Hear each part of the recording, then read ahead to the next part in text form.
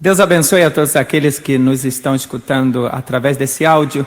Essa mensagem que quero trazer-lhes neste momento se chama Experimentando o Poder do Nome. E o texto bíblico que vamos basear nossa mensagem está em Atos dos Apóstolos, capítulo 3 e versículo 6.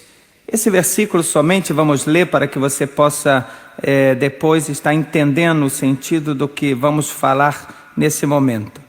Mas Pedro disse: não tenho prata nem ouro, mas o que tenho isso eu te dou. Em nome de Jesus de Nazaré, levanta e anda.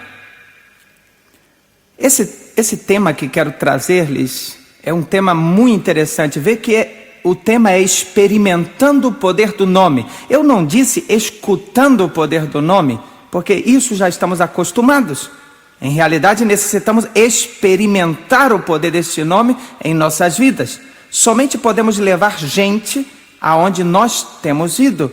Se eu não experimentei o poder do nome de Jesus que liberta e transforma, não posso levar ninguém a experimentá-lo. Existe algo surpreendente neste nome. E olha o que Pedro está dizendo ao paralítico aqui: levanta e anda. Observe que através do nome de Jesus, o coxo andou. Quando clamamos esse nome com fé, há levantamento. Tudo o que te mantém paralisado, tudo o que te mantém inerte, vai quebrar, vai romper pelo poder do nome de Jesus. Vemos que em Êxodo capítulo 20, versículo 7, diz que não devemos tomar o nome do nosso Deus em vão. E muitas das vezes nós ficamos com medo de pronunciar o nome de Deus. Eu creio que na realidade não apreciamos o poder que há neste nome. Em realidade eu creio que Deus deseja que haja um enfoque no seu nome. Como nos fala nos Salmos, por exemplo, Salmo 8, versículo 1. Ó Jeová, Senhor nosso, qual glorioso é o seu nome em toda a terra. Ou seja, Ele quer que o seu nome seja glorioso em toda a terra. Salmo 73, 19 diz: bendito o seu nome glorioso para sempre, e toda a terra seja cheia da tua glória. No Salmo 145, versículo 1 diz: te exaltarei, meu Deus e meu Rei, e te bendizei todo o teu nome eternamente e para sempre. Isso é a prova de que Deus gosta que pronunciamos o seu nome. O problema é que quando pronunciamos o nome de Deus, devemos saber o que é que representa o nome de Deus? O que está por detrás do nome de Deus? Não podemos falar o nome de Deus em vão, ou seja, sem entender o que vem por detrás, o que o respalda. Tem algo surpreendente acerca desse nome que devemos entender. Em toda a Bíblia, Deus se revelou aos homens por meio dos seus nomes. Deus se mostra aos homens através do seu nome. Por exemplo, quando lemos o relato de Gênesis, o relato da criação, Deus diz: haja luz, e se fez a luz. Se refere ao nome de Deus Elohim, ou Elohim, como você queira pronunciar, o Deus Criador, que significa. Este nome é citado em Gênesis capítulo 1, 32 vezes. Quando ele criou as estrelas, as aves, a luz, ele disse: haja. Ele é o Deus Elohim, Deus Criador, Deus Criativo. A palavra criar significa ser do nada algo.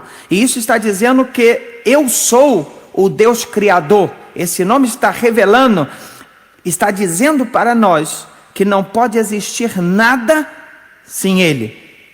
Ele está dizendo: eu posso fazer existir todas as coisas. Se você chegou neste lugar, se você que está escutando essa mensagem nesse momento, está passando por dificuldade e não tem negócios, eu te digo, vai haver negócio, porque o Deus criativo está presente. Ele vai te dar uma mente fértil, uma mente criativa, e se não está produzindo, se não está sendo fértil, se não há negócio, vai haver negócio, porque o Elohim, ele está neste momento acionando os negócios para a sua vida. O segundo nome de Deus que eu vejo é El Shaddai. El Shaddai significa o Todo-Poderoso, de peito forte. Encontramos no Antigo Testamento 48 vezes. Gênesis capítulo 17, versículo 1 e 2, Diz que Abraão era de idade de 90 anos quando apareceu a Jeová e ele lhe disse: eu sou o Deus Todo-Poderoso, anda diante de mim e seja perfeito. Eu colocarei meu pacto entre mim e ti, e te multiplicarei em grande maneira. Agora pense comigo, já se havia passado 25 anos desde que Deus havia falado com Abraão pela primeira vez. Agora vemos que essa promessa foi dada uma vez e já passaram 25 anos e agora Deus disse novamente. Creio que Abraão lhe respondeu, não? Quando as pessoas lhe perguntavam a ele: pero Abraão, já faz 25 anos quase que Deus falou que te dá um filho e isso não aconteceu, deixa disso, rapaz. Esquece isso, Deus não falou porque já passou muito tempo. Eu creio que Abraão deve haver respondido: já se passaram 25 anos. Pero El Shaddai, o de peito forte, o que me fez a promessa, ele vai me suster até que essa promessa se cumpre. Entre a promessa e o cumprimento da mesma, Jeová, o de peito forte, ele me sustentará. El Shaddai, o que nos sustenta entre a promessa e o cumprimento da mesma. Não importa se passaram 5, se passaram 10, se passaram 20 anos.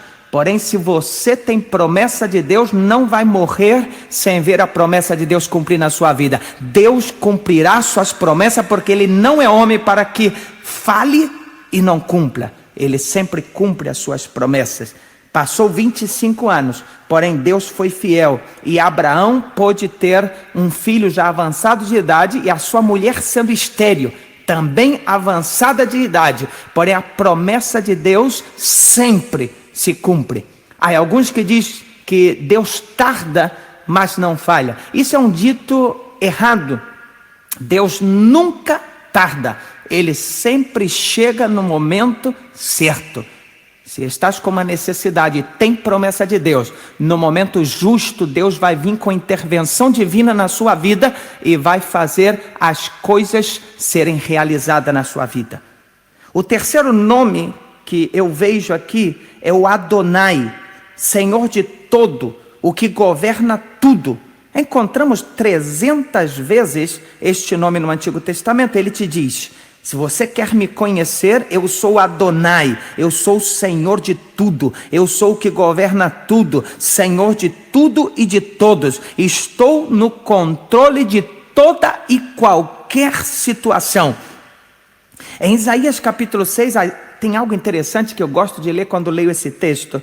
É o texto que Isaías entra no templo e o texto diz que depois que se morre o rei Uzias, ele contempla a glória do Senhor no templo. Note que o rei Uzias tem que morrer para que ele possa ver o rei dos reis sentado no trono. Temos que entender que enquanto haja um trono terrenal, o trono celestial não pode se manifestar. Enquanto tem um trono terrenal ocupado, não se poderá manifestar o trono celestial. É dizer, enquanto você está sentado no trono da sua vida, enquanto você faz o que você quer, enquanto você depende de você mesmo, não poderá ser governado por Deus. Enquanto você queira ser governador da sua vida, Deus não pode governar. Porém, tão pronto você deixe vazio o trono da sua vida e permita que ele se sente no trono da sua vida, então o trono cheio no céu, como nunca antes há visto, encherá o trono da sua vida. Alguns de nós não temos podido ver o trono celestial, não podemos ver o governo de Deus, o reino de Deus, porque nós não permitimos que Cristo se sente no trono das nossas vidas e que governe a nossa vida da maneira que Ele quer. Nós queremos governar a nossa vida do nosso jeito. Você necessita fazer Adonai da sua vida. Enquanto os ismos, marxismo, hinduísmo, ateísmo, consumismo, budismo, confucionismo se converteram no passado, o Adonai, o que governa pelos séculos dos séculos, enquanto ele está sentado tomando controle da sua vida, ele pode governar. Se você está sentado, ele não pode governar. Porém, se você deixa que ele se sente e se põe a um lado, então ele vai entrar na sua vida e vai colocar tudo em ordem. Deus te chama nesse momento a responsabilidade de deixar que o Adonai, o Senhor de todo, o que governa todas as coisas, esteja sentado no trono da sua vida. E ele vai colocar tudo em ordem. E você vai ver que magnífica obra o Espírito Santo vai fazer na sua vida. Quarto lugar, tem um nome que é um dos mais conhecidos, nome de Deus, Jeová. Tem outros nomes que é usado mais que todos os demais. Esse Jeová, que encontramos 6.823 vezes na Bíblia. É o nome que diz Êxodo 3,14. Eu sou o que sou. Jeová significa o que existe por si mesmo. É dizer, eu sou o que existo por mim mesmo. Não necessito a ninguém, ninguém para a minha existência. Eu sou Jeová, ninguém me sustém. Eu me sustento por mim mesmo. E quando clamares pelo meu nome, saiba, eu tenho essa classe de poder. A ciência não pode provar a Deus. Sabe por que a ciência não pode provar a Deus? Porque a ciência trabalha baixo a base de causas e efeitos. E para provar a existência de Deus, teria que navegar milhas e milhões de anos-luz antes de Deus, e milhas e milhões de anos-luz depois de Deus, porque Deus é de eternidade a eternidade. E a ciência é limitada, ela, para poder provar alguma coisa que é existente, tem que haver sucedido duas vezes ou mais. Se acontece que sucedeu só uma vez, a ciência descarta e diz que é impossível, não existiu tal coisa. Porque ela trabalha baixo causas e efeito. Agora, por que a ciência não pode provar a Deus? Porque Deus não existe? Não. A ciência não pode provar a existência de Deus porque Ele é a primeira causa. Tudo o que existe subsiste baixo o poder de Deus. Ele é a causa de todas as coisas. Por isso a ciência não pode provar a Deus, porque ela não pode navegar anos-luzes antes e nem depois para poder saber a existência de Deus. Aqui nós vemos que Ele é a primeira causa. Tudo que existe é depois dele. Por isso Deus não se pode provar pela ciência. Agora vemos 8 nomes que começam a revelar estes 4 nomes. E são os nomes chamados compostos de Deus.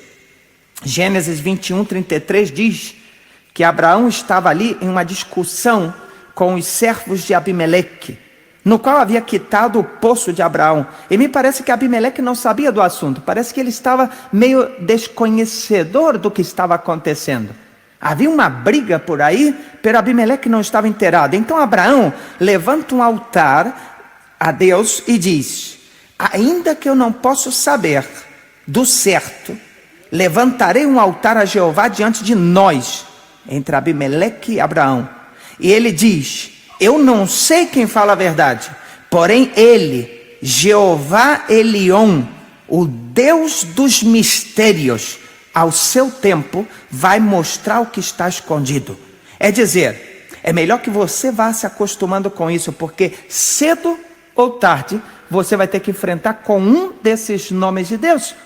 Aqui nós vemos que um desses nomes, por exemplo, Jeová Elion, Deus dos mistérios, você um dia, tarde ou cedo, você vai ter que enfrentar com esse nome. Haverá tempo na sua vida em que algo vai ser misterioso, que você não vai ter respostas, não haverá explicações para o que está sucedendo.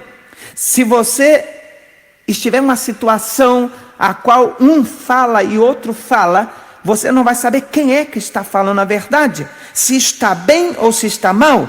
Sabe o que você vai ter que fazer? Quando a vida te golpeia e você não tem explicação, você tem que levantar um altar ao Deus do mistério e dizer: a hora eu não compreendo, Deus, eu não sei nada, porém sei que tu vê todas as coisas, sei que tu sabe todas as coisas, por isso eu vou confiar em ti, porque sei que ao seu tempo tu vais me revelar o que a hora eu não posso saber. Isso é o Deus Elion que vai revelar. Em Gênesis capítulo 22, de 1 ao 14, O Deus dos mistérios diz a Abraão: Abraão, toma o seu filho, que tem o único filho, vai à terra de Moriá e oferece-o em sacrifício a mim, sobre um dos montes que eu vou te mostrar. Parece loucura, não? Porque o Deus que dá um filho da promessa, agora pede em holocausto. Porém, Abraão havia aprendido a confiar em Deus de tal forma que sabia que o Deus de Israel, em primeiro lugar, não pedia sacrifícios humanos. Deus nunca pediu sacrifícios humanos, Deus verdadeiro. Abraão sabia que alguma coisa estava por detrás dessa ação. Como pode ser que o Deus que pediu, que prometeu um filho, que tardou anos de cumprir-se a promessa, esse filho nasce e agora o mesmo Deus diz que lhe ofereça em sacrifício? Abraão sabia o que Deus estava fazendo. Ele não entendia muito bem, porém ele sabia que o Deus que lhe havia dado a promessa do filho e que agora estava pedindo esse filho em sacrifício, ele sabia de uma coisa: ele podia ressuscitá-lo e devolvê-lo. Sabe o que Abraão fez? Ele obedeceu à voz de Deus. Ele aprendeu a confiar em Deus de tal forma que sabia que Deus permitiria matar o seu filho e o faria ressuscitar, pois Deus tinha promessa com ele. Amados, não importa se você não entenda o que Deus está fazendo na sua vida ou o que Ele te peça para você fazer. O que importa é que se você tem promessa de Deus, você sabe que Deus está no controle de toda a situação. Uma coisa era que Abraão não sabia. Porém, ao momento que ele estava subindo o monte, a um lado, Deus estava palmeando o lomo de um cordeirinho para que subisse do outro lado. Enquanto Abraão subia de um lado, o cordeirinho subia do outro. Abraão subia de um lado, o cordeirinho subia de outro. Deus havia enviado a provisão, porém Abraão não sabia, mas o Deus dos mistérios, ele sabia. Ele estava vendo a fidelidade. Porém Abraão, antes de subir, ele disse ao servo: fique aqui, porque eu e meu filho iremos ao monte, adoraremos a Deus e regressaremos. Abraão estava convicto que Deus havia dado um filho da promessa e que através desse filho sua geração seria como areias da praia. E então ele sabia que ainda que matasse o seu filho em obediência a Deus, Deus ia trazê-lo de volta. E ele foi em obediência a Deus e subiu um monte. Quando ele chega lá em cima, ele se dá conta que havia cordeiro depois. Quando ele levanta a faca para poder matar o seu filho, o anjo do Senhor intervém. O anjo do Senhor diz: não faça tal coisa, pois eu provi o cordeiro para o holocausto. E chamou aquele lugar de Jeová Jirê, o Deus da providência, o Deus que proveu, o Deus da providência. Abraão não sabia nada, porém Deus estava provando a sua fé. Deus não queria sacrificar o filho de Abraão. Deus não pede sacrifícios humanos. Deus estava levando Abraão para um nível de intimidade maior. O Deus dos mistérios sabe tudo. A palavra providência, ou prover, ou proviu, tem dois significados. Primeiro, pro significa antes, e vidência significa ver, ou seja, vídeo. É dizer, Deus vê tudo de antemão. Abraão não podia ver, porém Deus dos mistérios vê tudo de antemão. Não te preocupe com o teu futuro, porque Deus já está lá e está preparando o melhor para você quando você chegar. Ele já está vendo de antemão como vai terminar todas as coisas. A única coisa que você tem que fazer é confiar em Deus e ficar firme nas suas promessas, porque o melhor de Deus está para vir para a sua vida. Êxodo 5:26 diz: e disse: se ouvires atentamente a voz de Jeová o teu Deus, e fizeres o reto diante dos seus olhos, e deres ouvido aos seus mandamentos, e guardar todos os seus estatutos, nenhuma enfermidade das que enviei aos egípcios enviarei a ti, porque eu sou Jeová o teu sarador, o que te sara. Jeová Rafa, o Deus que sara. Eles estão no deserto, não tem água. A única água que tem, não pode beber. Diz a Bíblia que as águas eram amargas. As águas não podiam, pela primeira vez, que Deus lhes fala em terra e diz: eu sou Jeová Rafá, o Deus que te sara, eles estão em terra e tem água, porém as águas não podem ser tomadas. O interessante é que a primeira vez que ele disse que Jeová que sara é quando sara a água que é amarga e torna em doce. E o milagre que faz aí não é um milagre em um corpo humano físico, senão que transforma a água amarga em água doce. Diz a Bíblia que colocaram um pedaço de pau, uma madeira dentro da água, e a água se tornou doce. Sabe o que eu vejo aqui? Que esse pau ou essa madeira é um tipo do Calvário. Não é por acaso que Deus dá uma promessa dizendo que nenhuma praga dos egípcios afetaria eles. Isso nos ensina que muitas pessoas não são saradas, não são sanas. Por quê? Porque seus corações estão cheios de amargura, falta de perdão. Sabia que da maioria das enfermidades são somáticas? É enfermidade causada por falta de perdão, por amargura, por ódio. A maioria das enfermidades do coração, dos ossos, nervos, câncer, são causadas por ódio, falta de perdão. Antes que você receba sanidade, cura divina, física, Deus quer curar, sarar a sua alma. O seu espírito necessita ser liberado.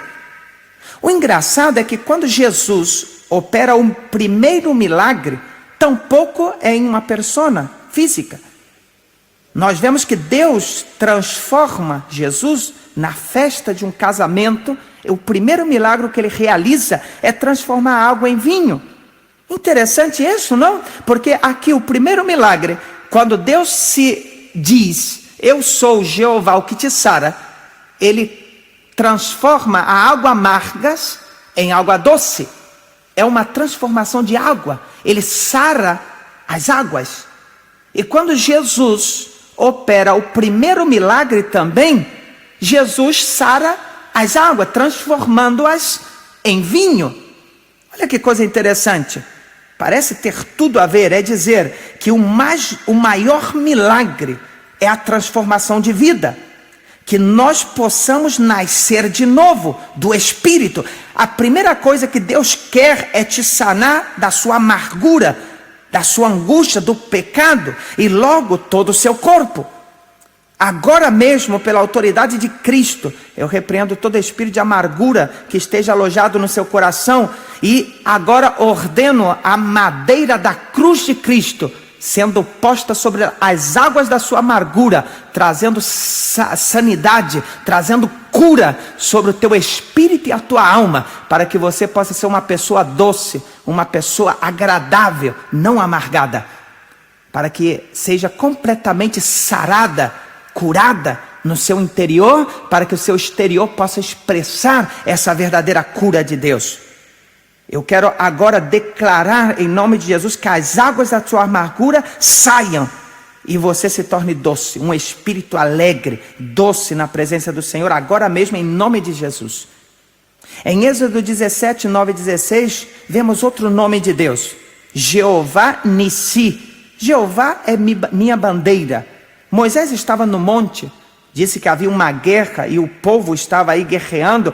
Arão e Ur estava com Moisés. Quando Moisés baixava os braços, o povo de Deus perdia a batalha. Quando ele levantava os braços, ganhava a batalha. Arão e Ur estavam aí para que pudera manter os braços de Moisés no alto. Quero dizer com isso que enquanto você mantém o seu estandarte em alto, será vitorioso. Porém, se você baixar o estandarte que é Cristo, perderá a batalha. Nosso estandarte são nossos princípios.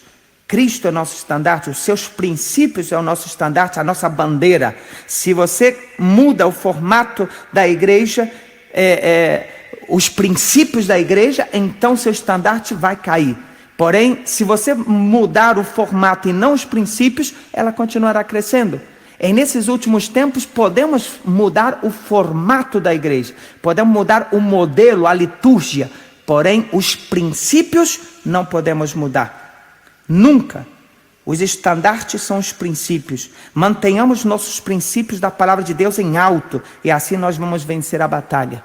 Cristo tem que ser a bandeira nossa, a verdade de Cristo, a sua palavra.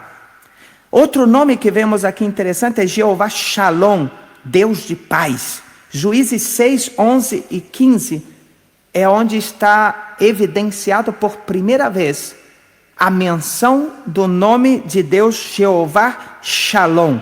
Quando o povo de Israel estava sendo oprimido pelos seus inimigos, Deus necessitou levantar alguém para que pudesse guiar o seu povo. Enviou um anjo aí numa árvore que estava em Ofra, e ali estava o filho do Abiesrita, diz aí, que estava malhando trigo no lugar onde pisoteava os vinhos. Diz que o anjo do Senhor lhe falou: homem forte e valente. De imediato ele respondeu: quem sou? Eu sou o menor da minha família, o mais pobre, o menos significante. A primeira coisa que você tem que entender para ter paz com o mundo e com os demais é você ter paz com a sua própria identidade. Gideão estava pensando que dependia da sua identidade, de onde foi gerado, da sua família, de sua herança, para poder cumprir um chamamento divino. Porém, o que ele não entendia é que Deus conhecia Gideão e que não necessitava dos seus status para poder servi-lo. Deus conhecia o potencial que havia nele. E aqui vemos que a primeira coisa que você e eu temos que entender é que para poder vencer as batalhas, para poder enfrentar o mundo, devemos ter uma noção clara de nossa própria identidade, para ter paz com Deus. Quando Deus terminou de falar, diz a palavra do Senhor que ele teve paz no seu coração. Ele só pôde ter paz no coração quando ele pôde ter paz com a sua própria identidade e entender que não dependia da sua herança familiar, dependia de Deus para cumprir o mandato de Deus.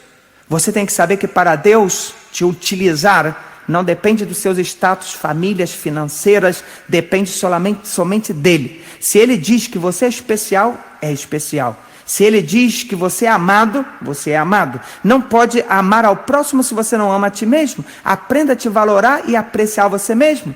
Por isso Deus deixa bem claro: amarás ao teu próximo como a ti mesmo. Você não pode amar teu próximo mais que a ti mesmo. Então você tem que primeiro aprender a te amar para poder amar ao seu próximo como amas a ti mesmo. Senão vai ser um amor a qual não é um amor completo, porque você está amando ao próximo, porém não está amando a ti mesmo. Então tem que aprender a te valorizar. Deus quer que tenha paz com a sua identidade e saiba quem você é nele. A Bíblia diz que você é filho de Deus. A Bíblia diz que você é nação santa. Você é povo adquirido por Deus. Você é sacerdócio real. Você não é qualquer coisa. Você tem que ter paz. Em Cristo, você tem a mente de Cristo. Você é filho de Deus e não está basada a sua identidade em sua origem de nascimento físico, senão em Deus.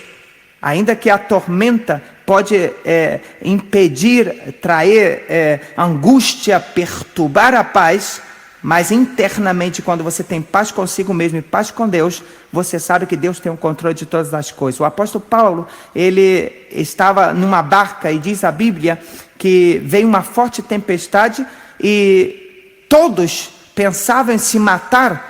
Porém, Paulo tinha paz no coração e disse a eles que não tivessem medo.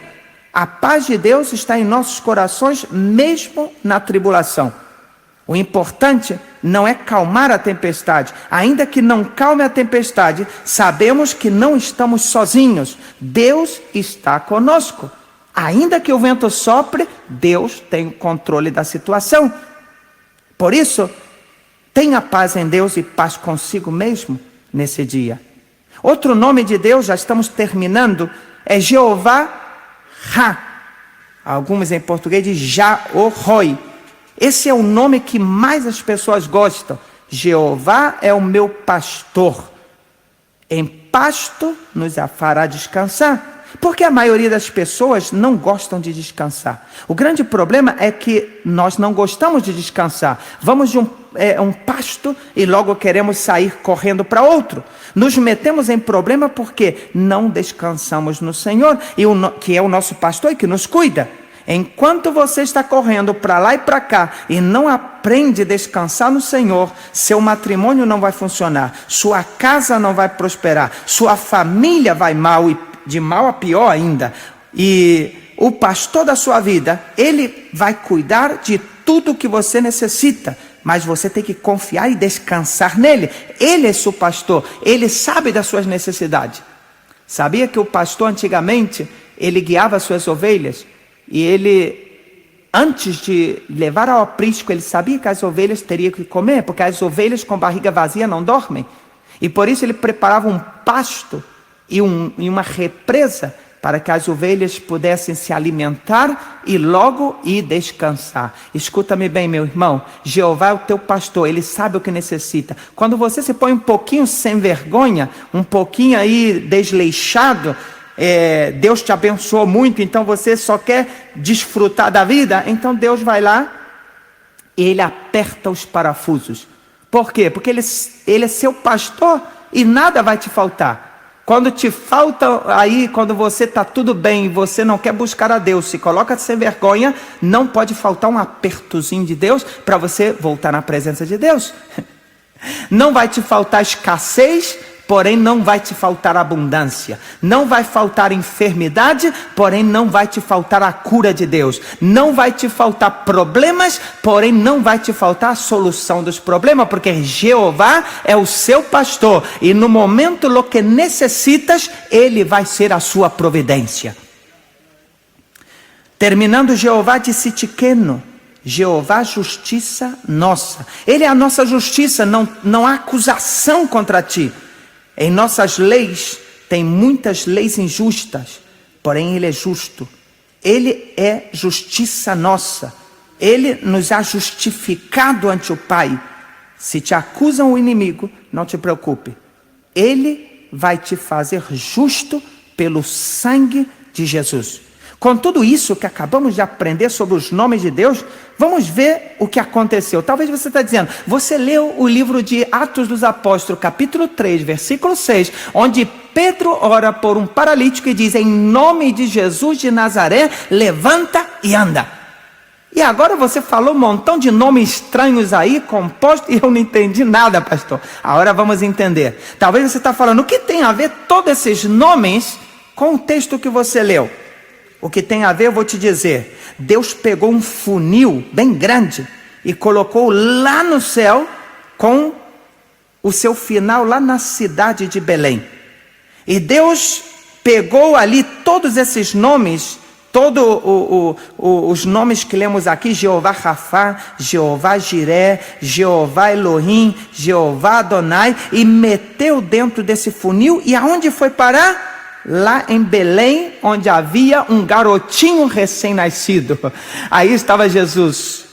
Por isso o nome de Jesus tem poder. Como diz Filipenses 2, 9 e 11, pelo qual Deus também o exaltou até o sumo e deu um nome que é sobre todo nome, para que no nome de Jesus se dobre todo o joelho e tudo que está no céu, na terra e debaixo da terra, e toda a língua confesse que Jesus Cristo é o Senhor, para a glória de Deus. O nome de Jesus representa todos os nomes que temos nomeado aqui até então.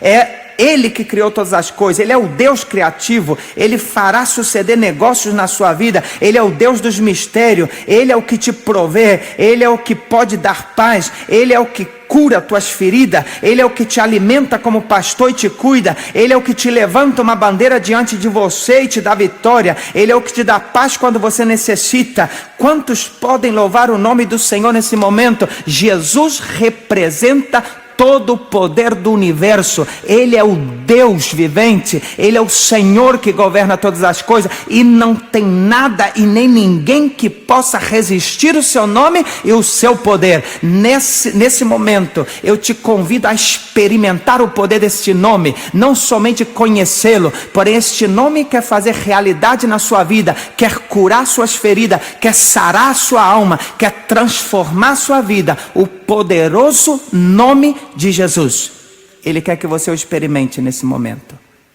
Que Deus possa abençoar a sua vida grandemente, que essa mensagem possa haver tocado sua vida de forma extraordinária.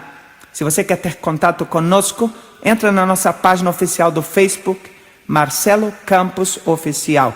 E aí estará recebendo todas as informações das nossas atividades. Deus te abençoe, gente linda, e que possa desfrutar de outras mensagens nossas. Que Deus abençoe.